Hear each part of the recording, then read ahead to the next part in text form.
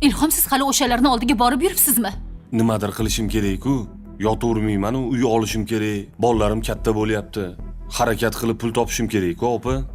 Kechagina tavba qilib afsuslanib o'tirgan Ilhom qani? Nima bir dumalab olib eski holatingizga qaytib oldingizmi?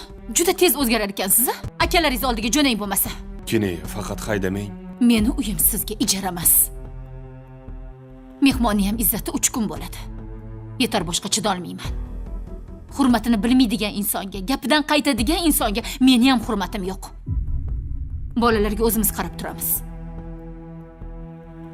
Agar sog'insangiz, ana kelib o'zingiz olib ketarsiz. Sizni vaqtingiz yo'q-ku.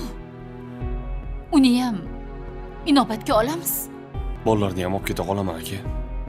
Marhamat. Men bolalarni yalinib olib qola olmayman. Bilganingizni qiling. Lekin meni uyimga mana bunaqa harom pullaringiz kirmasin.